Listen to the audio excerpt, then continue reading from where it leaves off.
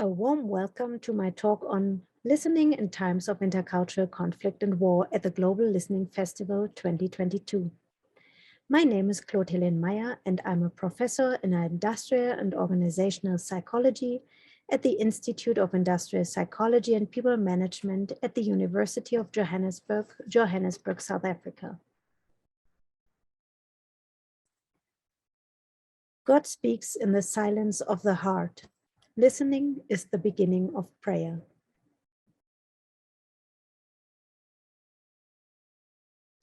I sit with bated breath as I listen to the radio, listening to the sound of bombs detonating in faraway lands. The deafening tumult of war and intercultural conflict is only seldom interrupted by silence.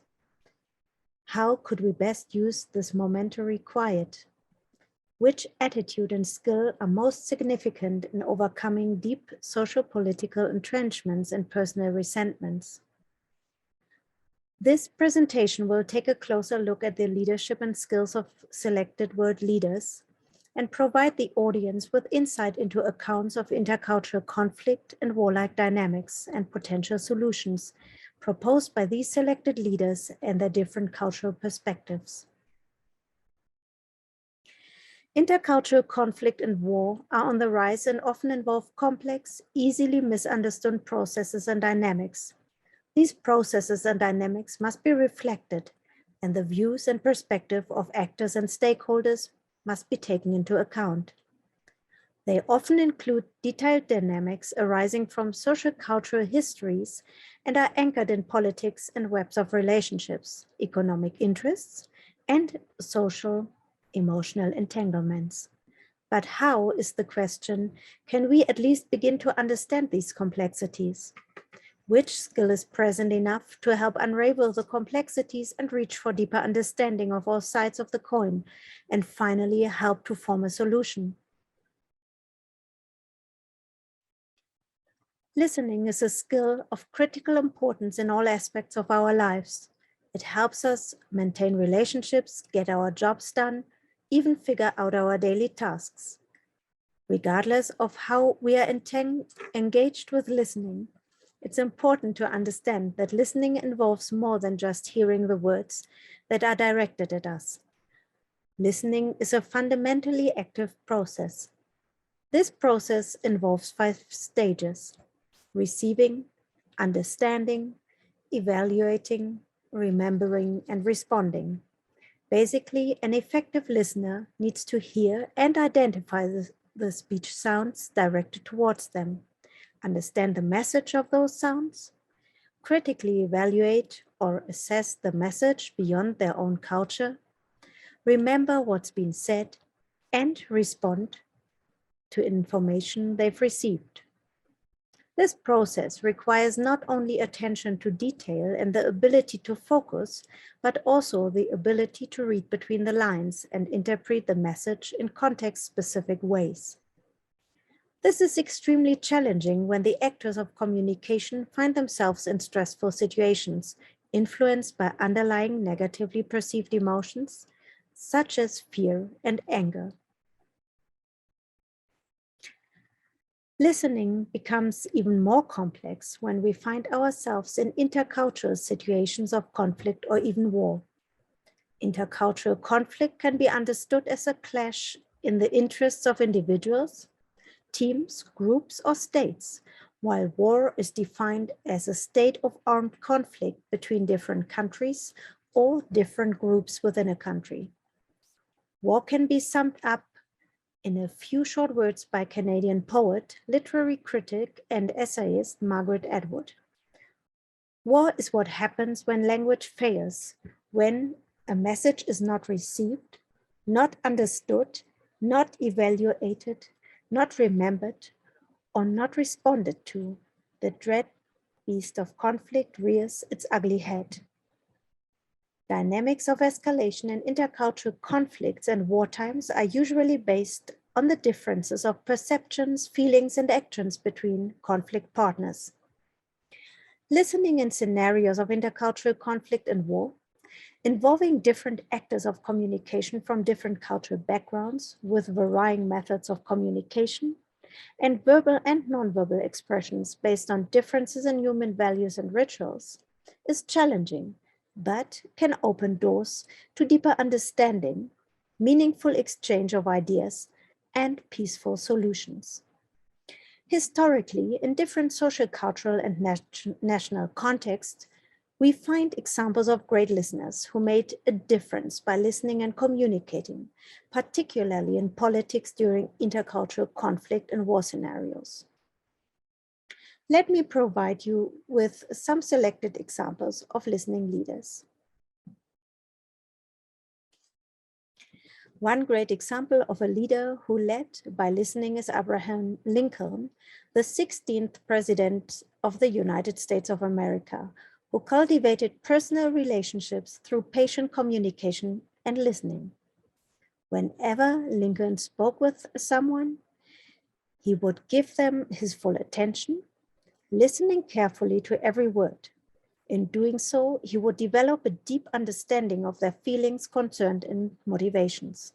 In turn, they would see someone who could be trusted.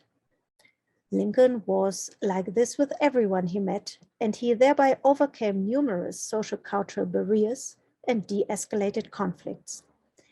People felt understood by him, making him a formidable leader, rooted in his personality traits and his deep interest in learning about the perspective, the motivations, intentions, feelings, and thoughts of the other person.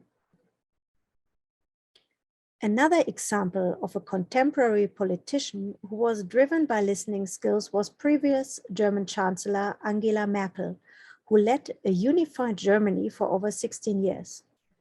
Her negotiation style was informed by observation and listening, always following 3 rules: taking the outsider's point of view, listening to learn, and favor reason and analysis over impulsivity. Growing up in East Germany, Merkel was aware of the dangers of speaking her mind. She learned to observe and think things through before speaking.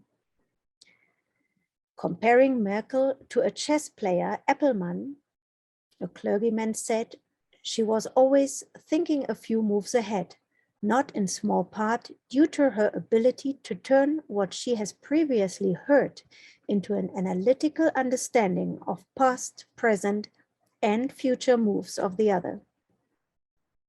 Strong listening skills are a key aspect of Merkel's negotiation style. One longtime political associate highlighted that Merkel typically speaks 60% less than her conversation partners in discussions. For some Germans, the Chancellor's penchant for listening and waiting before acting has proved to be excruciating. In fact, her cautious leadership style has inspired a new German word, Merkel, which the German dictionary publisher Langenscheidt defines as to do nothing, make no decisions, issue no statements. But listen carefully. Exploring listening in African perspectives, Nelson Mandela is an extraordinary example of listening skills. During the times of apartheid, Mandela fought violently against the apartheid regime and spent 27 years in prison before becoming the first Black president in the free post-apartheid South Africa in 1994. In the coverage of the life of Nelson Mandela, due emphasis has been given to his resoluteness and constancy in the face of impossible odds. However, another facet of his leadership style deserves attention: his willingness to listen and learn. Nelson Mandela, when asked, people told he learned to be a good listener by watching his father lead tribal meetings. The ethnic leaders and elders would sit in a circle facing each other as much as possible. As the conversation evolved, his father would inquire, listen intently, and never offer his comments until everyone else had spoken.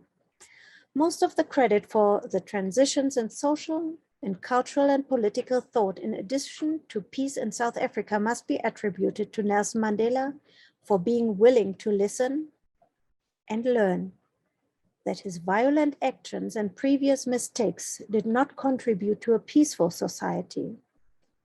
He was willing to reconsider and change his beliefs and build a new South Africa through peaceful change, where voices of reconciliation were heard and recognized. As a final example from the subcontinent of India, Mahatma Gandhi was an outstanding communicator in his nonviolent struggle for freedom.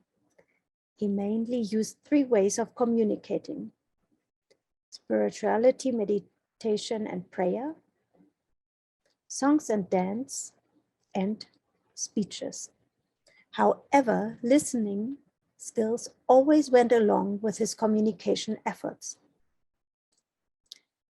Gandhi was a great listener. He would listen to the problems faced by people. He would listen to his opponents, and he would identify the subtext of every spoken word. He cultivated not just listening to others, but also listening to himself, which helped him keep his moral compass and values, integrity, and being able to respond to others' messages and causes with empathy. Gandhi even went to the extreme and practiced silence every Monday. And in 1926 and again in 1946, he practiced a year of political silence, writing notes to convey his feelings and directions, and listening. He was taught an indispensable lesson on the importance of silence, to listen to the inner voice, and his visit to a Trappist monastery in South Africa. In Gandhi's own words, "I understood a precious lesson. I knew the secret of silence." Gandhi did not only see his attitude of listening and being in silence as an ability or skill, but rather as a lifestyle, and highlighted, "My life is my message, a message of listening and silence, even in times of conflict, violence, and war." Dealing with experiences of intercultural conflict and war often involves deep emotions such as fear and death anxiety, not only in the people directly affected by conflict and war, but also in individuals witnessing it. Both experiences, conflict and war, might stimulate complex phenomena of trauma on individual and collective levels, which are anchored in past and present of individuals and societies. Listening leaders aim at listening to the voices of people affected and traumatized by war and intercultural conflict, and through their patience, silence, and listening presence, show their empathy while aiming to define solutions based on different perspectives and interests involved. Through their listening abilities, listening leaders explore the social, cultural, political, and economic opportunities and boundaries, while contributing to the healing of the pain and suffering of the wounded. Their presence and listening brings comfort, it brings hope, and in the best case, even in-depth reflection, the transformation of negative emotions, inner growth, and the openness to reconsidering actions.